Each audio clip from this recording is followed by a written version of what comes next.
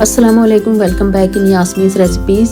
आजकल सर्दियों का मौसम आया हुआ है और मार्केट में गाजर बहुत अच्छी मिल रही है। आज मैं गाजर का हलवा बनाने की रेसिपी शेयर करूंगी। आज जिस तरह से मैं गाजर का हलवा बनाने की रेसिपी जो शेयर करूंगी उसमें कोई बहुत ज़्यादा इंग्रेडिएंट्स की ज़रूरत नहीं पड़ेगी। जो आपके किचन में अवेलेबल चीज़ें होंगी उन्हीं से ये बहुत शानदार और बहुत टेस्टी हलवा बनकर तैयार हो जाएगा। तो चलिए बनाना शुरू करते हैं। तो मैंने सबसे पहले यहाँ गाजर लिए हैं 3 किलो। इनको मैंने अच्छी तरह से छील लिया है। छीलने के बाद इनको वॉश करके रख लिया है। इनको मैंने एक स्ट्रेनर में रखा है। देखिए अब इनका पानी ड्राई हो चुका है। इसके बाद मैं इनको ग्रेट कर लूँगी।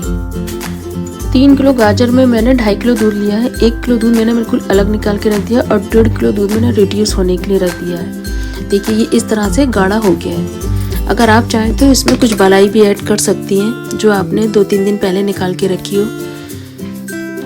अब मैंने सभी गाजर को ग्रेट करके रख लिया है। गाजर बहुत ज़्यादा थी इसलिए मैंने यहाँ इलेक्ट्रिक ग्रेटर यूज़ किया है। आप चाहें तो हाथ वाले कद्दूकस से भी कद्दूकस कर सकती हैं, लेकिन ज़्यादा थी इसलिए मैंने चॉपर में ग्रेट कर लिया है।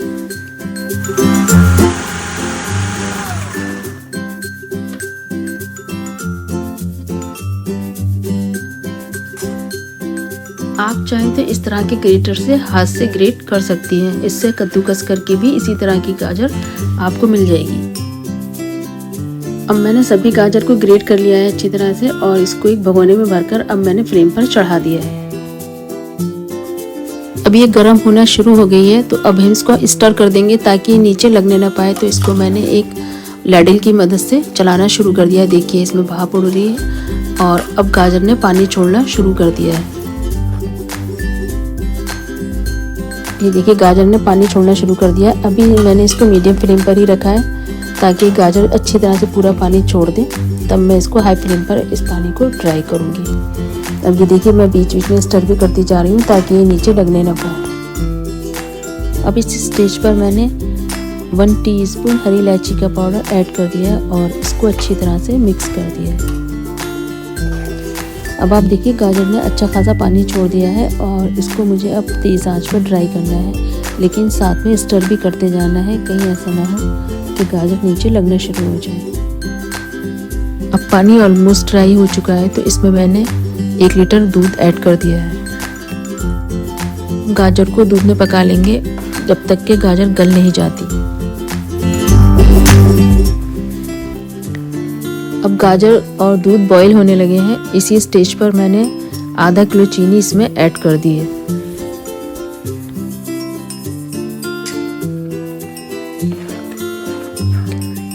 चीनी गल चुकी है और दूध भी बिल्कुल ड्राई हो चुका है।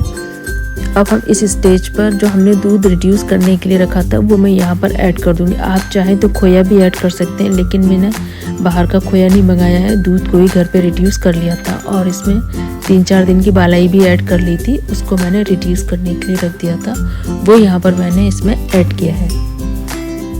अब हम इसको अच्छी तरह से मिक्स कर देंगे और इसको 2-3 मिनट के लिए पका लेंगे ताकि ये खोए की तरह से गाजर में एक साथ मिल जाए।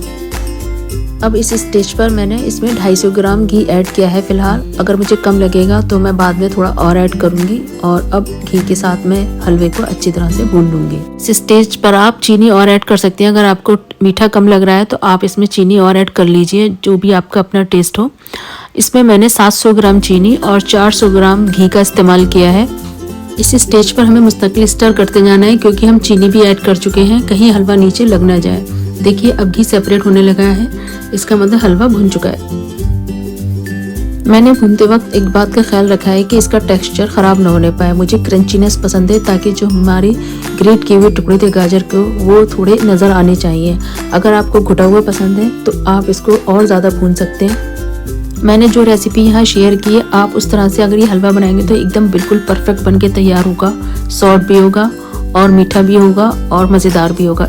ये एकदम परफेक्ट मेजरमेंट के साथ बनकर तैयार हुआ है। आप इस तरह से बनाइए और इसी तरह से जितने भी इंग्रेडिएंट्स हैं उसी क्वांटिटी में लीजिए। आपका हलवा बहुत अच्छा और शानदार बन के तैयार होगा और बहुत टेस्टी। अब मैं यहाँ इसको काजू और पिस्ते की स्लाइसेस से गार्निश करूँगी। आपकी अपनी मर्ज़ी है, आप बादाम भी ले सकती हैं। बस यही 3 इसमें जो ड्राई फ्रूट्स हैं वो पड़ते हैं, बाकी और ड्राई फ्रूट्स का टेस्ट इसमें अच्छा नहीं आता है। आप चाहें तो इसको विदाउट ड्राई फ्रूट्स भी खा सकते हैं और तब भी ये बहुत टेस्टी लगता है। आप मेरी इस रेसिपी को फॉलो कीजिए और इस तरह से गाजर का हलवा बनाइए, फिर मुझे कमेंट बॉक्स में बताइए कि कैसा बना।